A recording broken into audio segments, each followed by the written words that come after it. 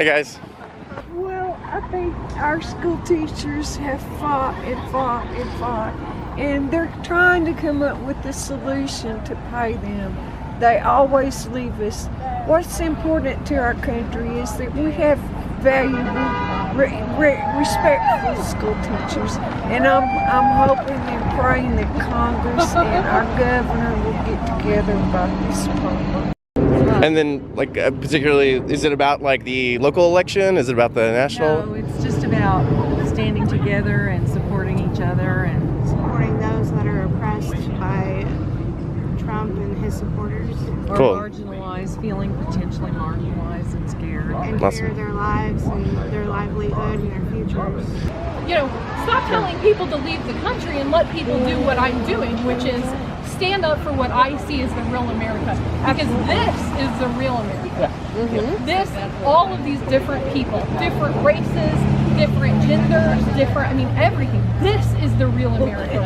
I want to live where this is my circle, where everything, where we can see everything. I can go to different places and learn about different cultures and see different people and eat different things. You know, that's what America is about, because that's what it was founded on. That's the thing. We should not have to be here fighting for peace. We should not have to be here fighting for the rights of the people that we love or the people that we believe in. Yeah. They're not, like I said, they're not subhuman. My son, who's gay, is not subhuman. Sean and I, who were completely different people, just met today, can come together and have all of these ideas and, you know, Exactly. exchange, and, you know, and that's what I actually wanted this to be too, is kind of like, you know, and I put it on the event, like a networking. Like, Yeah. okay. Hey, I'm Besta Fuentes. I'm the organizer of the I Stand With You event. And when did you decide to do this? Wednesday night. Wednesday night. after my tears, I decided to do it. So. And have you had good response, heard from people about this? Absolutely. I mean, Good. really, we really haven't had any negativity. I mean, very, very minimal. So that's good. Good. And then beside you, Stand behind her. Yeah. My name is Sean Brady. yeah. You know, and I caught word of the event. It's like, yes, let me get on out there and, you know, show my support. And you just ran for office. Yeah, I just ran for U.S. Senate against James Lankford as an independent candidate. And, yeah. And you said you're planning on running again, right? Yes, we're going to do it again. Good. You know, needs to be, that's my family motto. Why do we do things? Hey, it needs to be done. Yeah. This, you know, gathering is important because it needs to be done to show folks you're not alone. Right. There's people out there that's going to stand behind you. And where could be? You probably don't have a website yet for kind of the action. I don't. You don't? That's okay. Do you have a website where people can find you, or social media or something? Yeah. I would tell everybody, go to my Sean Brady, my personal page, because the more friends I have, the better. Okay. The Sean Brady for U.S. Senate page is still up, so they can also go to that, because we're going to keep that one going and, you know, find ways to connect folks. Cool. Excellent. Do you want to introduce yourself? Sure, Okay. sure. I'm not anyone important. My name's Julie Williams. I have a 15-year-old gay son, and I'm out here just supporting his rights. I have a question. Like, has he experienced any discrimination out here in Oklahoma? He has. He has. He's a student in Norman. I won't say the school. But yeah, he has. He's experienced a lot of bullying. But the school's actually pretty good about dealing with it. Good. So. Do you feel like that, has that consistently got better, consistently got worse? Did it get, better and then worse again? When he first came out, it got better. He stands up for himself pretty good. Good. He's part of the GSA in his high school. So it's gotten better. He has experienced some now that he's a freshman. So the school deals with it pretty well. Yeah. But there is bullying, there is some discrimination, but I think if we act quickly on it, it helps. What would you like to see done? Different politicians, different school superintendents? What? I do think different politicians would help. I don't think we should have to fight for rights for our children, no matter who or what they are. I don't think they should be treated subhuman at all. He maybe loves differently, but I don't think we should have to fight for it. So yeah, I think different politicians would help. I think politicians like Sean would help. Those who support our LGBTQ communities and our children. What do you feel about people saying, don't come out and protest and stuff? Why not? why not come out and protest? I mean, you either believe and you fight, or you sit at home and you hide. Yeah. So why not? I think that whoever won. But we still have a right to speak our voice. That's part of being an American. What do you feel about people on Facebook saying they shouldn't come out and protest? Oh, you got me on. Here is what I would tell folks, and I wanted to respond to a friend, who was a little intimidated. And what I would say is that fear and intimidation, it starts to work when people don't show up. When they don't show up, let's say like if you got a group of 500 and then there's a few people that have been intimidating, then that group that was 500 all of a sudden it goes down to 400. A small percent starts to not show. And then as you get a little bit more people who are more ruly, then that group that was 500 went down to 400 becomes 300 now. So now it looks like when it was going to be a large group, now it's a little bit smaller. And the people who do show, they may have a little bit of apathy or a little bit of discouragement because not as many people showed up as they expected. They saw 500 and the 300 showed up. So that intimidation starts to work right then and there. You get scared, you don't show up. The groups get smaller. The people who show get a little apathetic because they think the other 200 people who didn't show up didn't care. And people are going back to work. So that's where it starts. And what I would tell folks is, don't let that happen. Yes, it's easy to be afraid, but don't let it happen. Because what's going to happen with those who want you to be afraid, that gives them power. If they can scare you, they feel like, I'm powerful and we can do whatever we want. No, don't let them do that. They'll never stop. If they intimidate and get 300 people to show up, they'll push the bar a little bit further, continue with that intimidation and get more people not to show up. That's the same thing that happened during the Civil Rights Movement, any kind of protest. You had those who intimidated others just to get them not to come, and then they can work with their management group. So don't be afraid, come on out. Is there an end game for you, or is this just a continual process? Here is the ultimate end game, and I need to find what my measures are. For me, it's not so much about winning a Senate seat, but connect the progressive-minded people in different ways. That's what I want to see. That, we get back to,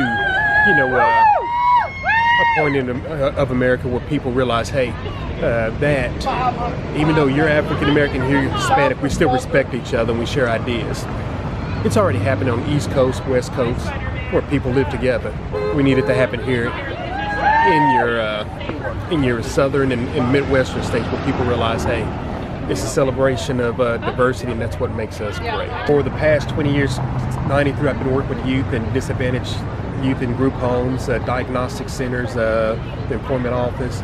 And again, I still see that need for people helping people. When I have a youth come in and they have no kind of resources, don't even have a license, hadn't finished their GED, or they had finished their GED but have no way to pay for college. When you look at folks and you realize the odds or the obstacles that the common person has to overcome, it motivates you.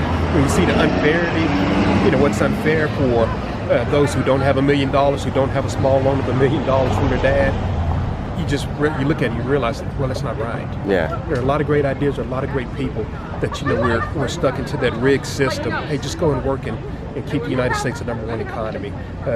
Keep the wealthy wealthy. That's what motivates me. That's where I come from.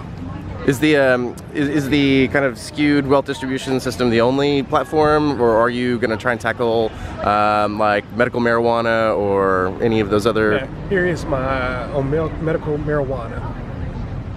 I would be for full legalization. And it's funny how that works. Here in Oklahoma, they say, well, you got to start out with just medical and then you can step your way up.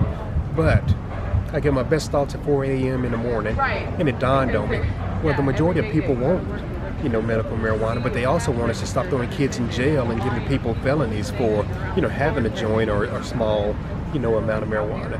And now, I'm not a smoker, but so many people smoke, and it would make sense to go ahead and get the economic value out of it. Before Texas jumps on it, before our neighboring states jump on it, let's get ahead of the game or whatever, so get the money out of it before it's gone. Right. Now, as for the platform, we have to deal with the money first. Get Citizens United out of there, and deal with the wealth income inequality. If we can't fix those two, everything else is going to be an uphill battle. We know that, those earthquakes are caused by fracking, but as long as they have the money and we don't, continue to put out a message to keep everybody confused, keep everybody voting against their own interests, and continue to have their way. So we get the money out of it, we make it fair so that everybody has a voice. I should not have a larger voice because I got $10 million as opposed to somebody who's working a job for $35,000 a year. Now, of course, again, y'all remember, I don't have $10 million. That's just an analogy. You fix the money first, you make it fair, and then everybody has a voice. That has to happen. Yeah. Hug moms. It's awesome. Yeah. Do you mind introducing yourself? Carmen Brian. Carmen Brian. The city. It's cool. And why'd you come out today? To support my friends. Cool. Peace and love. Awesome. Thank you. You're welcome. Who made the sign? This was done by Sarah Cunningham, who is a brilliant author in her city. She wrote a wonderful book called How We Sleep at Night. And I read that book, it really changed my life. This is her movement, Free Mom Hugs. Okay.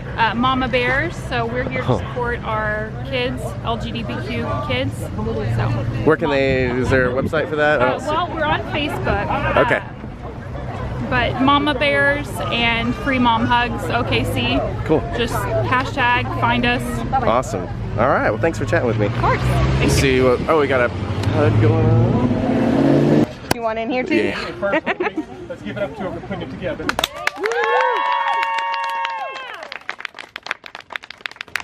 it is. What I want to say, of course, some folks would think, well, it's a small group, but that's where it starts. If everybody here, will add somebody else to your friends list, we start to build a bigger network system. If everybody here will encourage, I'll say this here. There are a lot of Hispanic and Muslim folks and folks who were intimidated they didn't come. Start searching those friends out and add them to your Facebook because that's where the protection comes from. We, get together in unity. So before you leave, make sure you find, at least 3 people that are not on your Facebook, friends already add them. If you're a Christian and you've never met an atheist, find one.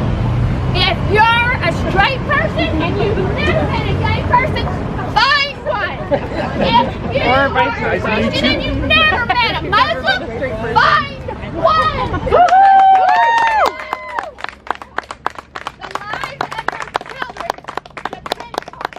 depend on it. And where are you guys from? Azerbaijan. Wow, amazing. Are you in just for the day? We are here for the program, for the lawyers. We are lawyers. Lawyers? Very nice. Human rights lawyers. Cool. Oh, no joke. Yeah.